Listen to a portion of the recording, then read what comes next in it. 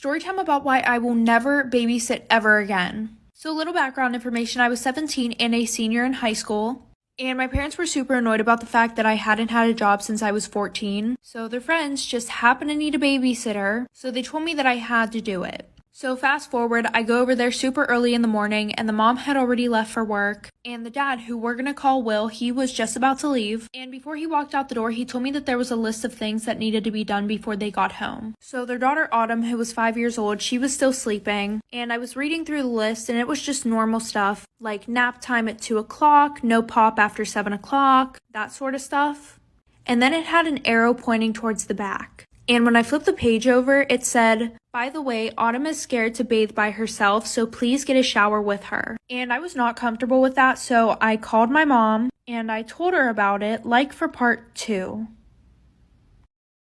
Part 2 about why I will never ever babysit ever again. So like I said, I flipped the page over and it said that their daughter was scared to bathe alone, so I would have to take a shower with her. And I called my mom and I told her about it. And she was like, "Well, honey, that doesn't sound that weird. Don't you remember when your little brother was scared of the toilet and we would have to take him to the bathroom and stand there with him for 20 minutes while he tried to go to the bathroom?" So I was super annoyed that she was even comparing those two situations. Because first of all, that was my little brother. Second of all, this is just freaking weird. So I told her to bring my bathing suit over and then I did everything on the list. Fast forward, Autumn said that she really liked me, so her parents wanted me to come over and babysit again. So I did, and whenever I was setting up the shower that day, there was a stack of towels sitting on the toilet, and when I picked it up to move it, a camera fell out of the pile of towels as soon as I picked it up, and it was recording. I was really weirded out, but I wanted to show it to my mom, so I put story time about the time that I had a thing with my stepbrother. So a little background information. I was 14 and it was the first half of my freshman year. So my dad had recently broken up with my mom and he had different girls in and out of the house 24/7. I mean, he was kind of doing his thing after a 15-year marriage. Well, the one day I'm sitting in the house and he brings this girl Kayla over. She had a few kids herself, but both of them said that they would never date.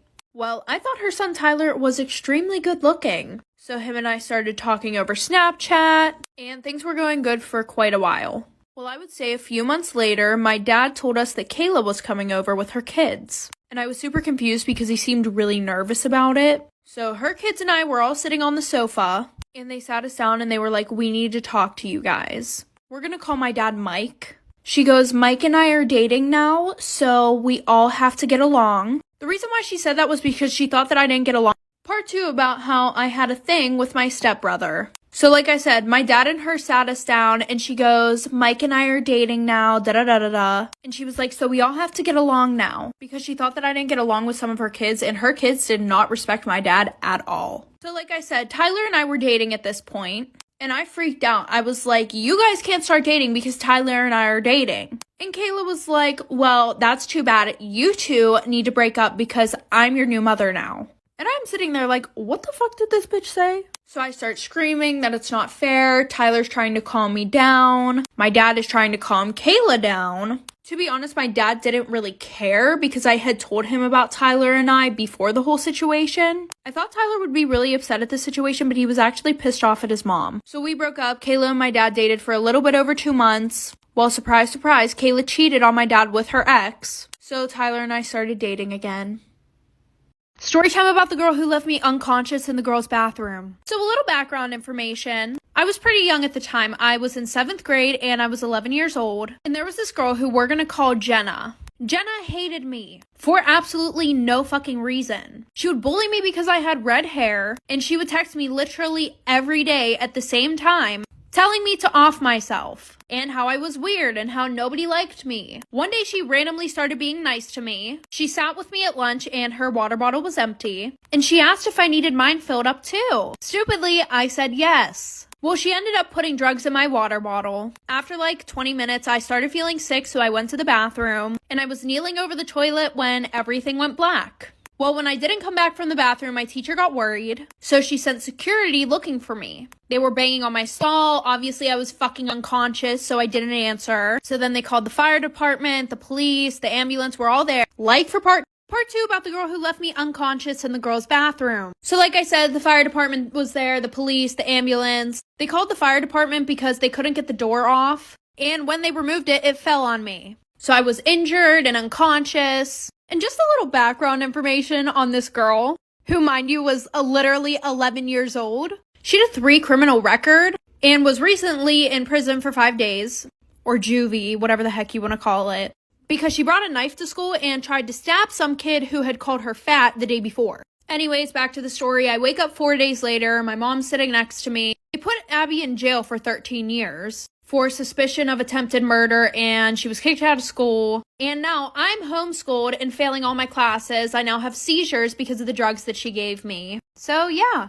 Story time about how my mom got with my sister's boyfriend. So a little background information. I was 13 and in 8th grade, and my sister was a senior in high school and she was 17. And my sister always had a new boyfriend. Like after 3 months of dating somebody, they would break up and then she would be with a new guy a month later. And this started whenever she was a sophomore. So yeah, she had a lot of boyfriends. Anyway, so she had started dating this boy, and we're gonna call him Ben. Well, lucky for Ben, whenever they started dating was right around the time when we were supposed to go on our vacation that we take every year. So my mom and dad said that he could come with us. So my sister, who we're gonna call Emily, she decided to bring Ben, and I decided to bring one of my friends, Carly. We drove down, everything was good for the first 2 days, and usually what would happen on this vacation is my dad would end up staying at the hotel and doing work while we were all out doing stuff. So my mom, Ben, and Emily were all out drinking at the bar 24/7. Like for part 2. Part 2 about how my mom got with my sister's boyfriend. So like I said, Emily, Ben, and my mom were out drinking 24/7 at the bar. And since this was a vacation that we took every year, my sister already knew a bunch of people down there. The one night my mom started feeling really sick at the bar, so Ben offered to take her back to the hotel. And at this time, my friend, my dad, and I were all down at the buffet in the hotel. So Ben took my mom upstairs to our hotel room, and my dad was like, "Oh, do you guys want to walk down to the fair?" We said yes, so he told us to go upstairs and get his wallet. So my friend and I go up in the elevator to our room, and I want to say this was about 20 or 30 minutes after Ben and my mom had went upstairs. So we get into the room, we hear the shower running, which was weird because we didn't think anybody was there. So instead of me calling my dad because it might have been a murderer, I go, and the door is slightly creaked open, so I look through the door, and obviously I could hear you know what, but hers and his clothes were on the floor. Like for part 3.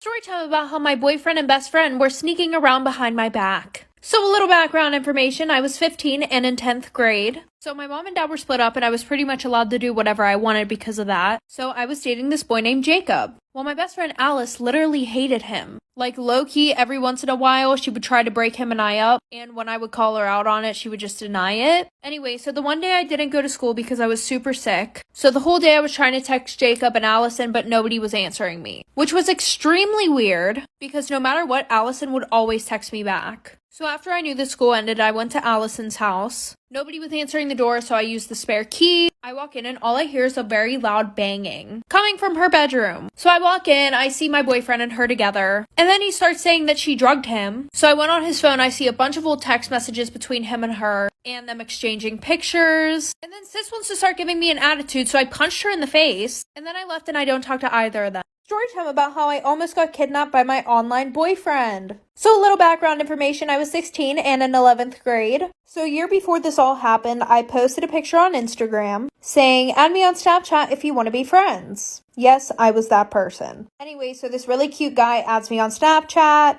And after about 3 months talking, he said that he wants to meet me in person. And he didn't sound sus at all, so I was like, sure. So we met at this park that was like 30 minutes away. We met there around 6 o'clock, so when the sun was setting. And he was super nice. It was super romantic. Well, then we went to his house. We watched a movie and we did the nasty. So after that, he asked me if I want a drink. And what I could have swore was 20 minutes later, I wake up in an abandoned farm shed with no clothes or anything. So I start screaming my head off. I don't have my phone or anything, so I start to run. And then he grabs me. He says, if you try to run or you try to scream, I am going to kill you. Like for part 2 about how I almost got kidnapped by my online boyfriend. So like I said, I wake up in this abandoned farm shed. I don't have no clothes. I don't have a phone. So I try to run and he grabs me. He says that if you run, I will kill you. So I was like, okay, fine. What do you want from me? So he starts putting on lingerie and tells me to also put some on so we can take pictures together. What the actual you know what? So after that, he starts crying and he starts telling me his whole life story and how he's not who who I think he is. Turns out that he's 32, and he just goes online pretending that he's 17 years old. So I just try to comfort him, right? It ends up working. He brings me my clothes, tells me to run, or else he's going to, once again, kill me. So I run, I go to this gas station, get picked up by the police, find my parents. Luckily for me, I paid attention to where everything was. He was arrested, he's still in prison to this day, and I got grounded for 3 months.